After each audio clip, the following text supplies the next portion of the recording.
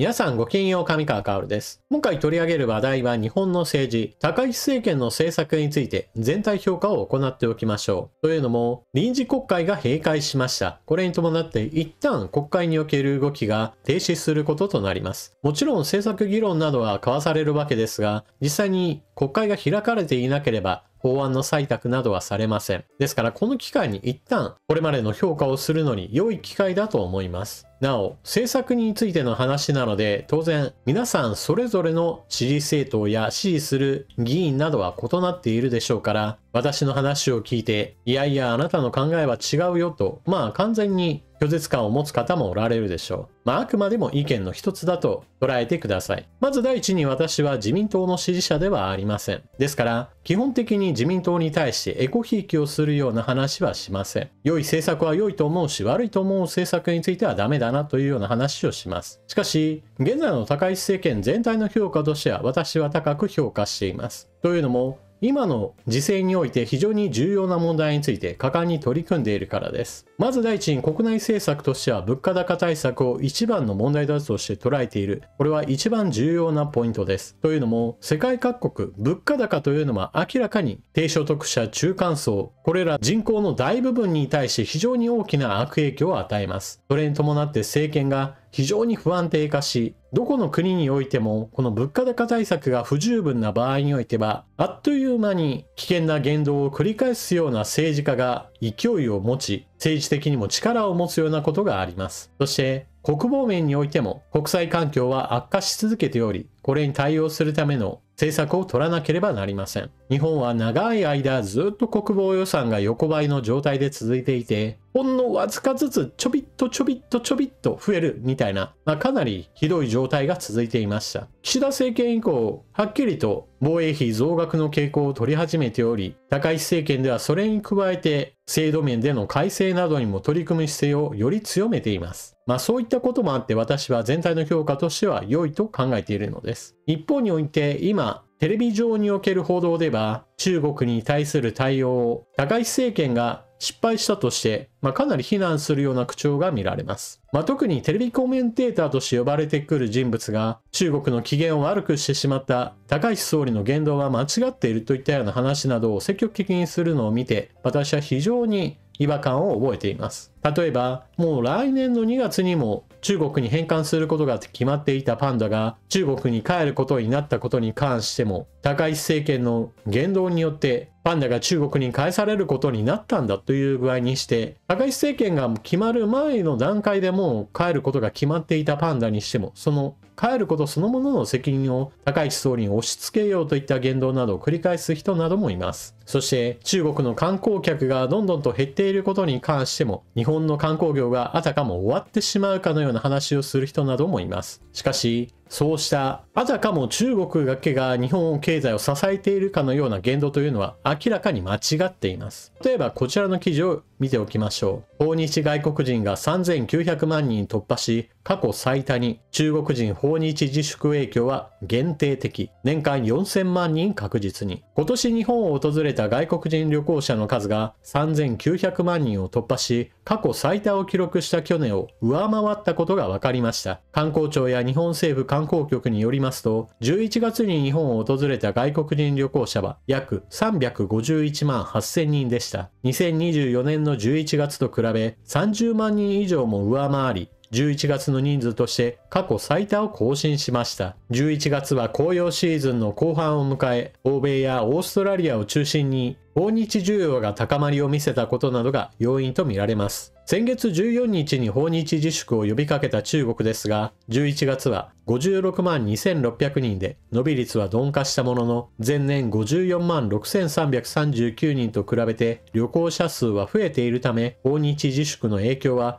現時点では限定的と言えそうです。これで今年1月からの累計は約3907万人で過去最多だった去年1年間の3687万人を一月分早く更新し、史上初の4000万人超えが確実視されています。という具合にして、日本の観光業が終わったと言っている人は、こうした過去最多の人数になろうとしている訪日観光客数というものを全く無視しています。そして中国で日本に行くなと政府が呼びかけているにもかかわらず、実際的には多くの中国人がまだまだやってきています。そしてここで注目すべきなのは、こうして政府が止めているにもかかわらずやってくる中国人。これが団体旅行客ではなく個人旅行客だという点です。団体旅行でやってくる人たちというのは以前も取り上げましたが、中国の大手代理店で事前決済を中国アプリや中国国内で決済を終わらせて日本にやってきても日本の企業などにお金を落とすことなく、中国の旅行代理店などが用意した違法営業タクシーや中国人民元経済で成り立っている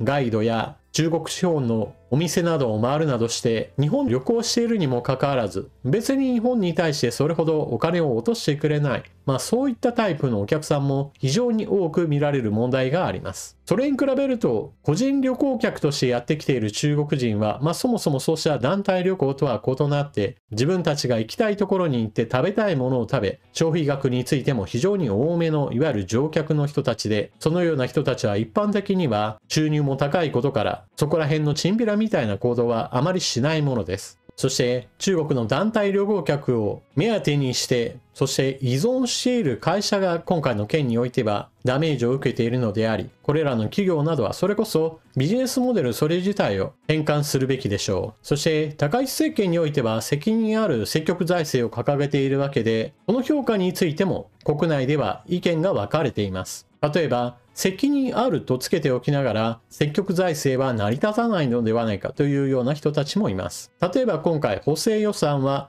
18.3 兆円です。この額については特に立憲民主党などが緊急性のない予算なども盛り込んで、こんなものはダメに決まってるだろうがというような形でかなり罵倒していました。しかしその内訳を見ると物価高対策が一番多くなっていて、その他防衛予算や成長投資といったところにお金をかけているものであり、決して無駄というわけではありません。もちろんお金の使い方としては物価高対策として出てきた話としておこ券の話などは間にかかる経費などが多すぎるといった問題や、マイナンバーを活用してもっと少ない経費で困っている人たちに対する配分を増やせる政策があったのではないかといったいわゆる改善案といったものは次々と出るような話です。ただしやり方について改善することは必要なのですが、全体としてお金をかけたことそれ自体は間違っているわけではありません。また今回減税政策についても実施されました。それがガソリンの暫定税率廃止です。ガソリンと軽油、この2つについての暫定税率を廃止することによって物流コストに対する抑制をかけることができます。また自動車を足として使っている多くの人々にとっては確実に燃料代の抑制といったものもなるわけですから、これも物価高対策の一つとして成り立ちます。じゃあこれを批判している人たち何を言っているかというと、減税政策を取ることはそれに伴って需要を増大させることになり、インフレを加速させる政策だ。このような減税策は庶民を苦しめるだけだというような話をします。この代表格として言えるのは有名なホリエモンがこれに当たるでしょう。ただしホリエモンが言っている減税政策を取ることによって結局のところ物価高につながるという話は全体の話としては間違ってはいません。ただし全体として間違っていないんだけど、今回の件について間違っているというちょっと複雑な話となります。なぜならば減税の対象がガソリンや軽油という必要物資に固定されているからです。というのもガソリンについての暫定税率が廃止されることによって価格が下がるというような状態になった時に、よしこれで日々の移動に関してもっともっと増やそうと考えるかというと、ほとんどの人はそうではないでしょう。例えば職場の行き帰りにおいてガソリン代が安くなったから遠回りして職場に行って遠回りして家に帰ろうなんて考える人はいないはずです。物を運ぶための燃料費について言っても、よし燃料代が安くなったから遠回りしようなんていう考え方をする人はいないでしょう。基本的に減税することによるインフレ加速というものはもっと後半にお金が出回るような減税政策でなければ物価高に影響を与えるようなものではないと私は思います。そして成長投資という面でお金がつぎ込まれることに関しても、立憲民主党はそうしたお金が無駄遣いだというような話をするわけですが、未来に対する投資に対してこれを無駄遣いだと切り捨てることそれ自体が私は間違っていると思います。というのも投資というのは基本的に投資した段階においては投資したお金そのものは全く何も生み出しません。しかし、投資をしたことによって生まれる未来における利益というものは、基本的には時間差でやってくるものであり、そして今この時代においては必要な成長投資といったものはたくさんあります。また、安全保障関連の話で言っても、この分野についてこうしてほしいなという話について、高市政権では積極的に話を前に進めています。防衛産業についての規制を緩和する件に関しても非常に積極的であり、私はこれは必要な政策だと考えています。また、日本周辺における国際環境悪化の一途をたどっており、これに対応するために防衛力の強化は欠かせないと考えています。予算をかけることによってできることはたくさんあるわけで、例えば自衛隊員の給与に関してもこれまでよりは改善されます。また、継戦能力を確保するための火薬庫の増設なども図られますし、装備品類や建物の改修工事や建て替えなど、そういったインフラ面における改善なども取り組まれることとなります。また、情報面における守りに関しても、公明党とタッグを組んでいた時にはなかなか前に進まなかった話についても、日本維新の会の方が前向きな姿勢を示しており、連立政権においては前に進みそうな気配を見せています。ただし、ここまで評価できる話が連続してきたわけですが、問題点は当然のようにあります。以前から何度も言っているように、自民党については私は支持していないという話をするのは、お金回りの問題が多すぎるということがあります。企業献金問題に関して、この臨時国会においてはほとんど前に進みませんでした。議員定数の削減については、日本維新の会がやれやれという話で迫ってきたこともあり、法案それ自体は出しましたが、これは成立しませんでした。話の中身について言っても十分に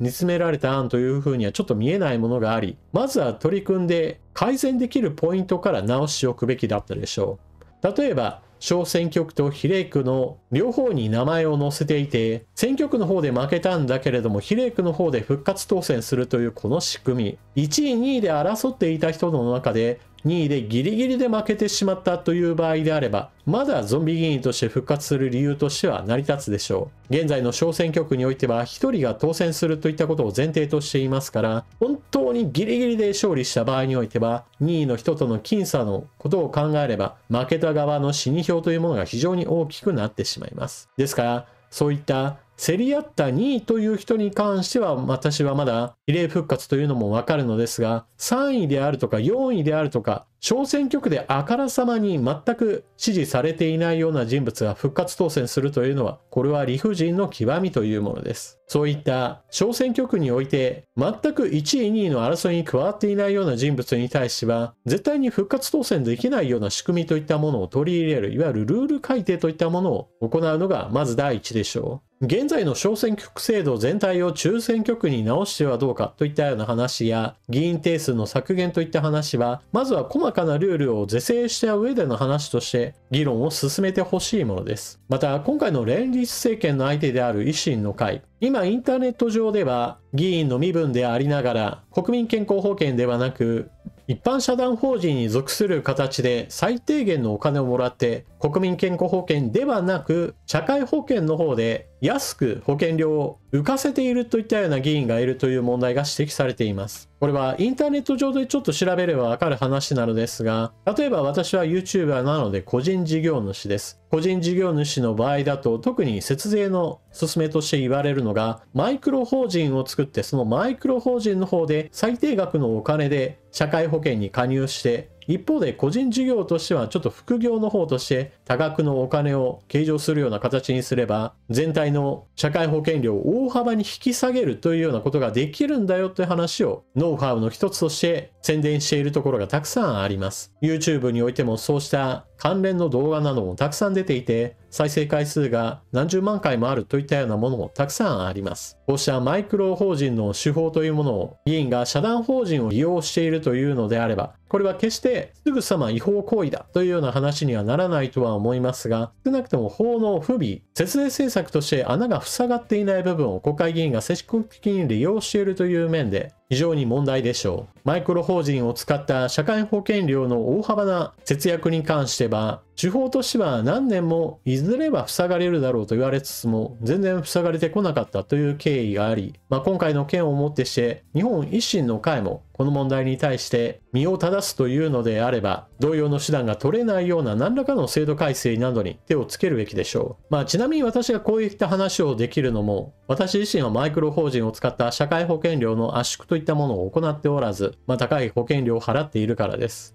そして自民党自身も企業献金に関する窓口を一本化するような野党側から出てきた提案を受け入れるべきです。透明化をすることによって再発防止を図るんだというような話をしているので、最低限透明化しやすい制度改定といったものには最低限取り組むべきです。高市総理大臣はもうとにかく働きまくって政策を前に進めるんだという意見表明を行いました。現在のところその猛烈に働いているよっていうのは伝わってくるような状況なので、今後もこの勢いを持続しながら仕事をとにかくやりまくってほしいものです。なお、ちょっとだけ心配だなと思うのが小泉防衛大臣です。安全保障関連の話題の中で小泉大臣がテレビに映るといったことも非常に多くなりました。現在のところ基本的な政策についてしっかりと理解しているようで、答弁などにおいてもかなり安定しています。そして指摘する側のレベルの低さといったものも非常に目立っており、それだけに小泉大臣の評価がどんどんと上がっています。特に指摘する側の共産党の質の悪さについてはひどいもので、中国が軍拡をひたすら行ってきた事実について全く無視し、あたかも日本政府や日本国が侵略戦争に乗り出すかのような勢い